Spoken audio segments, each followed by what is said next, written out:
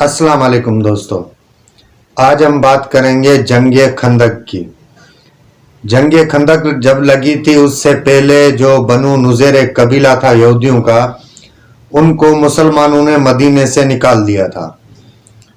उस कबीले के सरदारों ने क्या किया कि वो गए मक्के, और मक्के में जो मुसलमानों के दुश्मन थे उनसे जाके हाथ मिलाया और उनको कहा कि आप चलें और मदीने में मुसलमानों से जंग करें, उन्होंने हमें निकाल दिया है वहां से। तो जो मक्के के जो काफिर थे उन्होंने उनसे ये सवाल किया कि आप हमारे बुतों को सजदा करें, हमारे बुतों को माने, तो हम आपके साथ चलेंगे और चल के मुसलमानों से हम जंग करेंगे। तो जो यहूदी थे उन्होंने सजदा किया बुतों को और उन्होंने बुतों को माना। उसके बाद जो वो लोग थे काफिर मक्के वाले, वो आए जंग करने के लिए मदीना, और उनके साथ वो यहूदी भी शामिल थे। उनका ये मुआहदा हो गया और उस मुआहदे के बाद वो जंग के लिए आए मदीने। तो उनके आने से पहले हुजूर अकरम सल्लल्लाहु अलैहि वसल्लम को ये पता लग गया था कि वो हमारे साथ जंग करने के लिए आ रहे हैं। यहूदी और जो दूसरे काफिर थे मक्के के, वो आ रहे हैं हमारे साथ जंग करने के लिए। तो हुजूर अकरम सल्लल्लाहु अलैहि वसल्लम ने अपने सारे असहाब को इकट्ठा किया और उनसे ये जो बात थी काफिरों वाली, ये उनको बताई कि काफिर और यहूदी हमारे साथ जंग करने के लिए मक्के से निकल गए हैं, वो आ रहे हैं हमारे साथ, वो जंग करेंगे। तो आप मुझे मशवरा दें कि हम क्या करें। तो उस जगह पे हजरत सलमान रज़ी अल्लाह ताला अन्हु, हजरत सलमान फारसी, उसने ये मशवरा दिया क्योंकि वो फारसी थे, फारस के रहने वाले थे और उनको जंगों का बहुत ही तजर्बा था और वो बुजुर्ग थे, इसलिए उन्होंने ये मशवरा दिया कि तीन तरफ से मदीना को कुदरती हिफाजत है, यानी कुदरत की तरफ से हिफाजत है। एक साइड से उसको खतरा है, एक तरफ से मदीना को खतरा है, तो उस तरफ से हम खंदक खोद लेते हैं, यानी खाई खोद लेते हैं। तो वो जो मदीने के अंदर उनका जो काफिरों का लश्कर है वो दाखिल ना हो पाएगा और हमें नुकसान नहीं पहुंचा सकेंगे वो, और वहां से हम अपना दिफा भी करेंगे। तो सारे असहाब को ये मशवरा ठीक लगा, हजरत सलमान फारसी का जो ये मशवरा था, और हुजूर अकरम सल्लल्लाहु अलैहि वसल्लम को भी ये मशवरा बहुत ही पसंद आया। तो सारे मुसलमान इकट्ठे होके खंदक खोदने शुरू की, सारे मुसलमानों ने। तो उसके अंदर हुजूर अकरम सल्लल्लाहु अलैहि वसल्लम ने भी अपने मुबारक हाथों से उस खंदक में हिस्सा लिया और आपने भी उस खंदक को खोदा।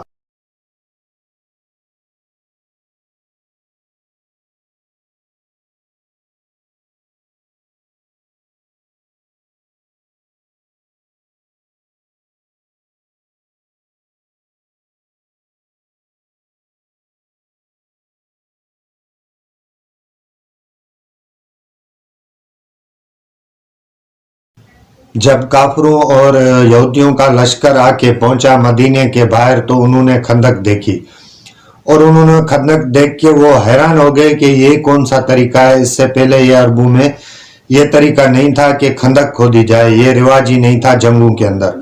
उन्होंने पहली बार ये चीज देखी कि खंदक खोदी हुई है, तो वो खंदक पार ना कर सके और उनके जो काफिले थे वो वहीं पे आ रहे थे और खंदक से वापस जा रहे थे। और उन्होंने खंदक से थोड़ा दूर अपने खेमे लगा लिए और उन खेमों के अंदर बैठ गए और देखने लगे कि अब इसका कोई तरीका और इसका कोई हल निकाला जाए ताकि ये खंदक हम पार कर सकें।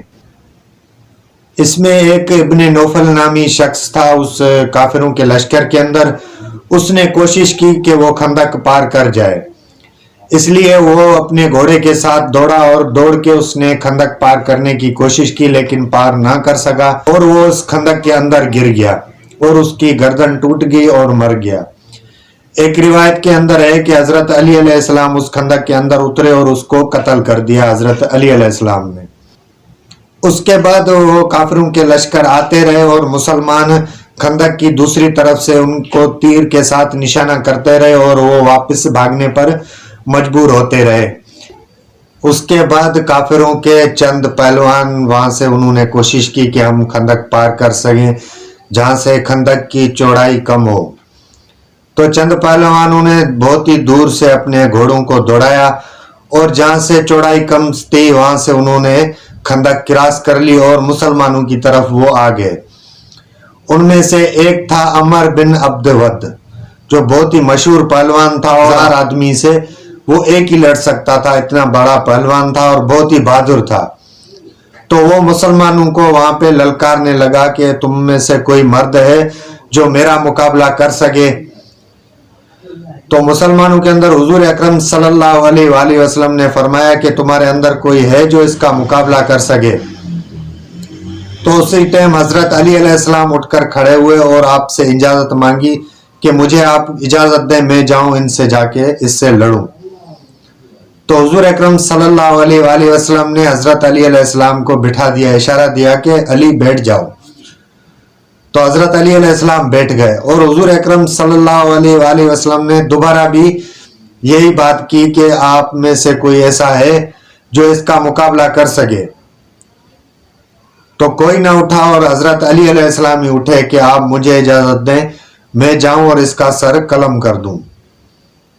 تو حضور اکرم صلی اللہ علیہ وآلہ وسلم نے حضرت علی علیہ السلام کو دوسری بار بھی بٹھا دیا اور تیسری بار بھی حضور اکرم صلی اللہ علیہ وآلہ وسلم نے یہی فرمایا اور سامنے سے اور کوئی نہ اٹھا تو حضرت علی علیہ السلام ہی اٹھے۔ تو حضرت علی علیہ السلام کو حضور اکرم صلی اللہ علیہ وآلہ وسلم نے اپنی تلوار بھی دی اور اپنا امامہ جو تھا سر کے اوپر وہ بھی پہنایا حضرت علی علیہ السلام کو، اور حضرت علی علیہ السلام کو اس کافر کے مقابلے میں بھیجا اور اللہ تعالیٰ سے دعا کی کہ آپ حضرت علی علیہ السلام کی حفاظت فرمائیں۔ اور حضرت علی علیہ السلام گئے اس کافر کے مقابلے میں۔ تو حضرت علی علیہ السلام نے سب سے پہلے اس کو دعوت دی کہ اللہ اور اس کے رسول کو مانو اور مسلمان ہو جاؤ۔ تو وہ سامنے سے ہنسنے لگا اور کہنے لگا کہ میں تو مسلمان نہیں ہو سکتا، لہذا میں آپ سب کو ختم کر دوں گا۔